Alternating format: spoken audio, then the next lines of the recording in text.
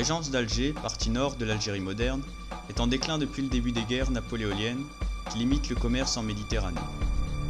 De plus, à partir de 1815, les flottes britanniques et françaises dominent la Méditerranée. Les revenus du Dey d'Alger, le plus haut dignitaire turc en place, baissent. Pour compenser les pertes des revenus maritimes et du commerce, celui-ci accroît la pression fiscale mal supportée par la paysannerie. Pour échapper au pouvoir central, la population se nomadise. De plus, la production de blé algérien se heurte à la concurrence de l'Europe de l'Est et la chute de l'Empire français a privé la régence d'Alger d'un grand importateur. La crise sociale déclenche une crise politique. La menace d'implosion intérieure ne cesse de s'amplifier dans les années 1820. Le pays est fragilisé. L'Algérie aide des troupes d'expédition françaises en leur exportant du blé en 1799. En 1820, le Dey d'Alger donne un coup d'éventail au consulat français à cause de cette dette non remboursée et de cette arrogance.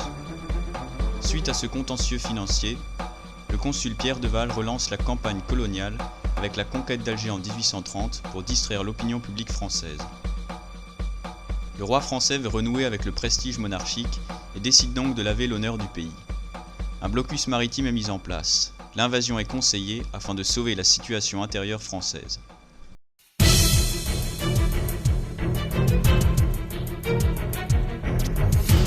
La campagne est rapidement victorieuse. La France débarque le 14 juin 1830. La résistance s'organise mal, mais la présence française est contestée par les chefs de tribu. Alger est prise le 5 juillet après des combats difficiles.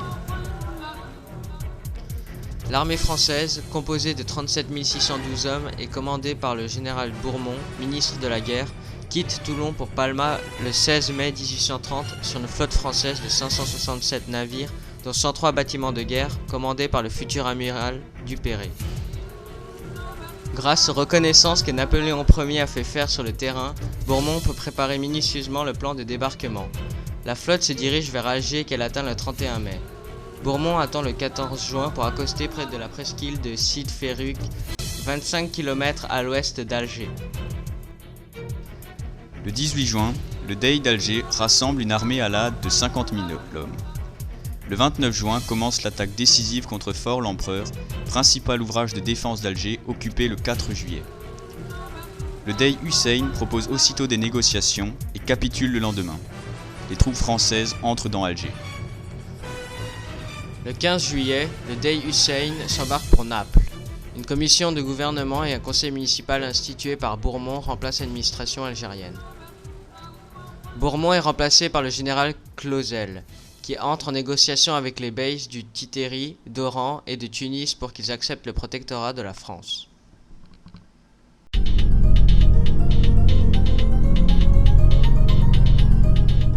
Le 26 juillet 1830, les chefs religieux appellent à la résistance. Une résistance s'organise notamment avec Abdelkader à partir de 1832. Les tribus se réunissent contre la France et l'Empire ottoman. En 1834, deux pouvoirs commencent à se stabiliser.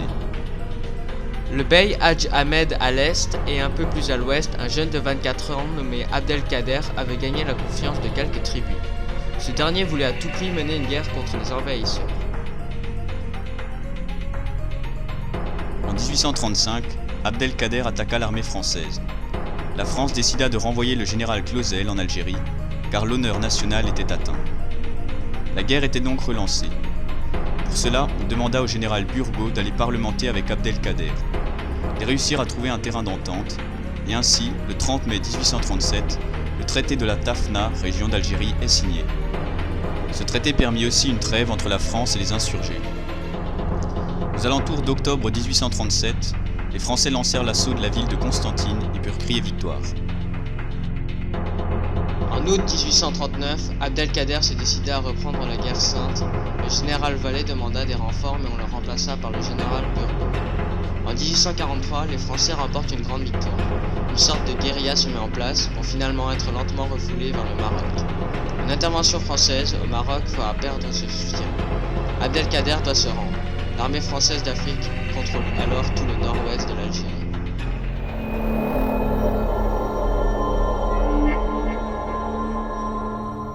Le territoire algérien est officiellement annexé par la France, mais dans les faits, toute la région de Kabylie résiste encore. Les succès remportés par l'armée française sur la résistance d'Abdelkader renforcent la confiance française et permettent de décréter, après débat, la conquête de la Kabylie. Entre 1849 et 1852, la domination française s'éteint à la Petite Kabylie.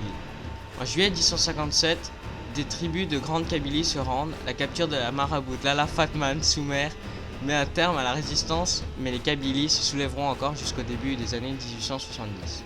La France peut alors entamer le travail de l'administration de l'Algérie. La population algérienne est estimée à environ 3 millions d'habitants avant la conquête française de 1830. Elle connaîtra un recul quasiment constant durant la période de conquête jusqu'à sa stabilisation en 1872, ne retrouvant finalement son niveau de 1830 qu'en 1890. La diminution tient pour une grande part dans la violence des méthodes utilisées par l'armée française, attestée par de nombreux témoignages.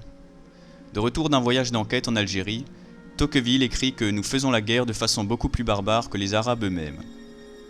La politique de la terre brûlée, décidée par le gouverneur général Burgot, a des effets dévastateurs sur les équilibres socio-économiques et alimentaires du pays. La colonisation de l'Algérie se serait ainsi traduite par l'extermination du tiers de la population. Napoléon III essaie de transformer la conquête en un royaume arabe associé à la France et dont il serait lui-même le souverain. Les colons et les intérêts économiques de l'Algérie seront des opposants farouches de l'empereur allant jusqu'à réclamer une consultation électorale. Napoléon III décide de visiter l'Algérie. Le 14 juillet 1865, une loi permet aux musulmans d'acquérir la citoyenneté française en échappant un titre individuel au statut coranique au profit du droit civil français, mais cela reste théorique dans la mesure où la citoyenneté française était plus difficilement accordée à un autochtone algérien pourtant titulaire de la nationalité française qu'à un étranger. La chute de Napoléon III en 1870 est accueillie avec soulagement. Les colons vont pouvoir s'administrer eux-mêmes. L'annexion de l'Alsace-Lorraine entraîne un exode de populations qui vont venir en Algérie. Plus de 500 000 hectares furent confisqués après la révolte de 1871 et attribués aux réfugiés. Le nombre de colons passe de 245 000 en 1872 à plus de 750 000 en 1914. De leur côté, les indigènes voient leur nombre passer de 2 millions à 5 millions grâce à l'action sanitaire de la colonisation. La communauté européenne et la communauté musulmane vivent ensemble, mais sans se mélanger. Les lois de la Troisième République ne font qu'accroître la division en séparant de plus en plus les Français d'Algérie et d'autre part les sujets français régis par un code spécifique. Le décret Crémieux, 1870, en accordant aux Juifs algériens le même statut que les Français d'Algérie, divise encore plus les Algériens. Sur 7 millions d'hectares de terres cultivables, la colonisation s'empara en un siècle de 2,9 millions d'hectares, lesquels étaient aussi les terres de meilleure qualité. Cette colonisation chassa des centaines de milliers de paysans, dépossédés, et devenue une armée errante de ruraux clochardisés. Les fermiers européens bâtissent des cultures immenses, 109 hectares en moyenne contre 17 hectares pour un Algérien, où travaillent des Algériens. En France, les excès de la colonisation sont masqués et les bienfaits vantés par la propagande.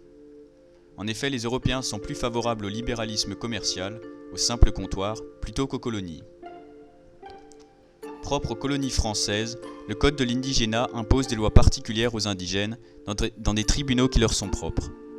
Il distinguait deux catégories de citoyens, les citoyens français, de souche métropolitaine, et les sujets français, c'est-à-dire les Africains noirs, les Malgaches, les Algériens, les Antillais, les Mélanésiens, etc.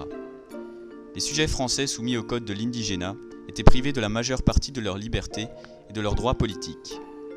Ils ne conservaient au plan civil que leur statut personnel d'origine religieuse ou coutumière. Suite à la Grande Dépression, la question coloniale touche l'opinion publique. Les débats à la Chambre des députés sont virulents.